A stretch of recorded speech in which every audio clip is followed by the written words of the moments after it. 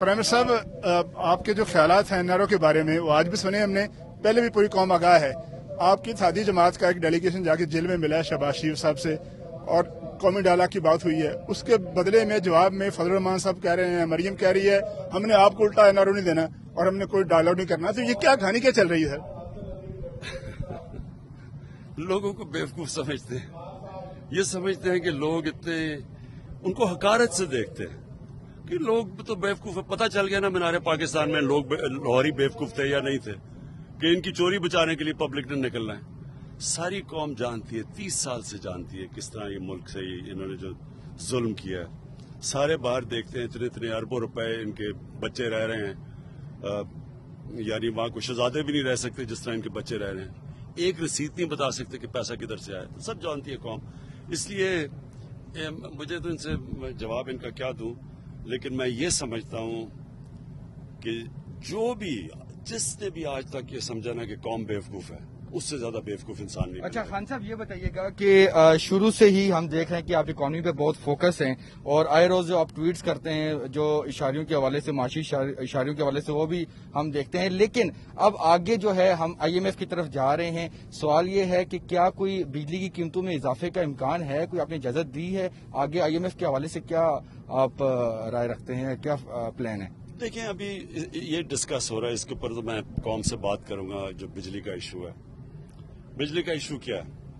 हमने कॉन्ट्रैक्ट्स वो साइन किए हैं जिसमें महंगी हमारी जो बिजली है वो सारे बड़े सगीर में सबसे महंगी बिजली है, और जो हम जिस कीमत पे बेच रहे हैं लोगों को बिजली, उसमें और जिसमें बना रहे हैं तकरीबन 3 रुपए का फर्क है। अब अगर हम बिजली की कीमत नहीं बढ़ाते तो कर्जे बढ़ रहे हैं, जो सर्कुलर डेट जिसे कहते हैं वो बढ़ती जा रही है। हम उधर फंसे हुए हैं। हम और भी काफी चीजें कर रहे हैं, कोशिश कर रहे हैं कि कीमतें ना बढ़े और लोगों के ऊपर बोझ ना पड़े, लेकिन मुश्किल ये पड़ी हुई है कि हम ये कैसे करें कि कॉन्ट्रैक्ट्स जो साइन किए हुए हैं, जो बिजली उसमें बनाई जा रही है, हम यानी अगर हम कीमत नहीं बढ़ाते तो क्या करें? वो कर्जे बढ़ रहे हैं और कर्जे इतने बढ़ चुके हैं कि वो एक मुल्क के ऊपर एक पूरा बोझ बन गया है। तो इसके ऊपर जिस तरह मैंने कहा, बड़ी हमारी अप्रोचेज हैं, हम डिफरेंट चीजें कर रहे हैं। IPPs के साथ हमने पूरी नेगोशिएशंस की हुई हैं कॉन्ट्रैक्ट्स रिव्यू करने के लिए, तो अभी लगे हुए हैं, देखें। ऑनरेबल प्राइम मिनिस्टर साहब, ये बताइएगा कि आज एक तो हम चकवाल आए, हमने आपकी तकारीर में सुना था ऑलिव ऑयल के बारे में और ऑलिव्स के बारे में। हमने आज खुद जाके वो विजिट भी किया ऑलिव्स की जो थी, और हमें बड़ा अच्छा लगा कि वो बड़े उनका टारगेट 86,000 एकड़्स का वो जुलाई का उनका टारगेट है। एक तो ये बताइएगा कि गवर्नमेंट का इस हवाले से क्या आगे प्लान है, खालिस ये स्पेशली ऑलिव्स की फील्ड को लेकर। और दूसरा सर, लास्ट में से एक पॉलिटिकल भी सर, ये बताइएगा कि 31 जनवरी को आखिरी डेट है जो आपसे डिमांड किया अपोजिशन ने रिजाइन का, और 31 दिसंबर को उनके अपने कायदीन को रेजिग्नेशन जमा करवाने थे, वो उनकी डेट है। 2-3 दिन रह गए, लेकिन वो इस्तीफों के मामले पर थोड़ा सा सर तजब्जुब का शिकार लग रहे हैं। और अभी हमने देखा कि 27 को पीपल्स पार्टी के जलसे में मौलाना फजल रहमान भी नहीं जा रहे। तो सर इस पर क्या कमेंट करेंगे? पहले तो हमें हर कोई कौम को हमें चीज करनी चाहिए जिससे हमारी एक्सपोर्ट्स बढ़े और इम्पोर्ट्स कम हो। तो जो ऑलिव ऑयल है ये इसलिए जरूरी है, यहाँ हमारा अगर हम ये जैतून के दरख्त लगा दें तो हम इतना हमारे तेल प्रोड्यूस कर सकते हैं कि ये नहीं कि सिर्फ पाकिस्तान की जरूरियात पूरी हो जाएगी, हम एक्सपोर्ट कर सकते हैं इसे। और दूसरी चीज, अब जो घी की कीमत बढ़ी है, अब क्यों बढ़ गई है? क्योंकि हम तकरीबन $2.5 अरब का एडेबल ऑयल इंपोर्ट करते हैं, बाहर से मंगवाते हैं, उधर उनकी कीमत बढ़ गई है। जब बाहर कीमत बढ़ती है तो हमें भी यहाँ कीमत बढ़ानी पड़ जाती है। लेकिन अगर हम खुद अपना ऑलिव ऑयल प्रोड्यूस कर लें तो ये हमारा मसला हल हो जाता है।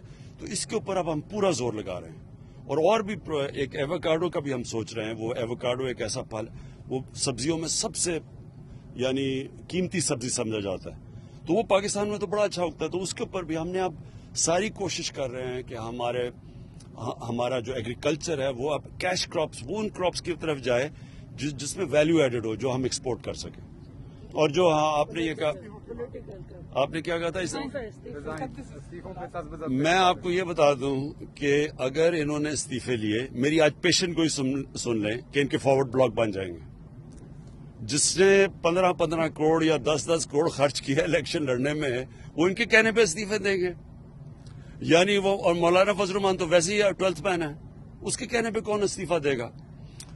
اور وہ ان سب کو پتا ہے، دیکھیں ان کی اپنی پارٹیز کو پتا ہے کہ یہ صرف اپنی کرپشن بچانے کے لیے سارا کر رہے ہیں، تو ان کی کرپشن یہ کریں، پیسے یہ بنائیں، مولانا فضل الرحمان کے پاس اربوں روپے کی پراپرٹی آ جائے اور یہ نہیں پتا کہ آمدنی کدھر ہے۔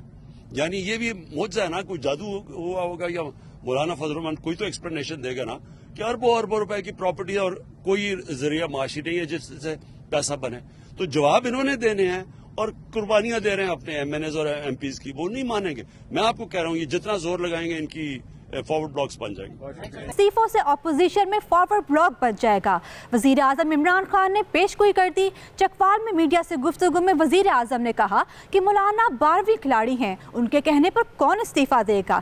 جس نے الیکشن پر 10-15 کروڑ خرچ کیے وہ ان کے کہنے پر کیوں استعفے دیں گے؟ وزیر اعظم نے کہا کہ ساری قوم جانتی ہے کہ انہوں نے 30 سال ملک کو لوٹا ہے۔ برطانیہ میں شہزادے بھی ایسے نہیں رہتے جیسے ان کے اپنے بچے رہ رہے ہیں اور ایک رسید نہیں دے سکے۔ وزیر اعظم نے مزید کہا کہ توانائی کے معاملے پر جلد قوم سے خطاب کروں گا۔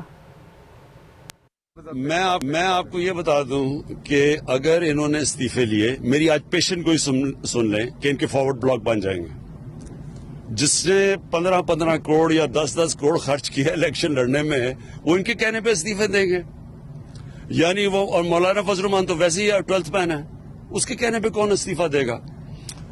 اور وہ ان سب کو پتا ہے، دیکھیں ان کی اپنی پارٹیز کو پتا ہے کہ یہ صرف اپنی کرپشن بچانے کے لیے سارا کر رہے ہیں، تو ان کی کرپشن یہ کریں، پیسے یہ بنائیں، مولانا فضل الرحمان کے پاس اربوں روپے کی پراپرٹی آ جائے اور یہ نہیں پتا کہ آمدنی کدھر ہے۔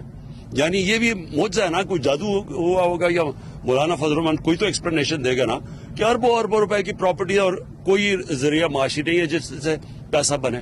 تو جواب انہوں نے دینے ہیں اور قربانیاں دے رہے ہیں اپنے ایم این ایز اور ایم پیز کی، وہ نہیں مانیں گے۔ میں آپ کو کہہ رہا ہوں، یہ جتنا زور لگائیں گے ان کی فارورڈ بلاکس بن جائیں گے۔ ساری قوم جانتی ہے، 30 سال سے جانتی ہے کس طرح یہ ملک سے انہوں نے جو ظلم کیا ہے۔ شہزادے بھی نہیں رہ سکتے جس طرح ان کے بچے رہ رہے ہیں، ایک رسید نہیں بتا سکتے کہ پیسہ کدھر سے آیا، سب جانتی ہے قوم۔ تو میں قوم سے بات کروں گا جو بجلی کا ایشو ہے، اگر ہم بجلی کی قیمت نہیں بڑھاتے تو قرضے بڑھ رہے ہیں، جو سرکولر ڈیٹ جسے کہتے ہیں وہ بڑھتی جا رہی ہے، ہم ادھر پھنسے ہوئے ہیں۔ ہم اور بھی کافی چیزیں کر رہے ہیں، کوشش کر رہے ہیں کہ قیمتیں نہ بڑھیں اور لوگوں کے اوپر بوجھ نہ پڑے۔ اس کے اوپر جس طرح میں نے کہا، بڑی ہماری اپروچز ہیں، ہم ڈفرینٹ چیزیں کر رہے ہیں۔ آئی پی پیز کے ساتھ ہم نے پوری نیگوسیشنز کی ہوئی ہیں کانٹریکٹس ریویو کرنے کے لیے۔ تو پرائم منسٹر صاحب، آپ کے جو خیالات ہیں نیرو کے بارے میں وہ آج بھی سنے ہم نے، پہلے بھی پوری قوم آگاہ ہے۔ آپ کی اتحادی جماعت کا ایک ڈیلیگیشن جا کے جیل میں ملا ہے شہباز شریف صاحب سے، اور قومی ڈائلاگ کی بات ہوئی ہے، اس کے بدلے میں جواب میں فضل الرحمان صاحب کہہ رہے ہیں، مریم کہہ رہی ہے ہم نے آپ کو الٹا این آر او نہیں دینا اور ہم نے کوئی ڈائلاگ نہیں کرنا۔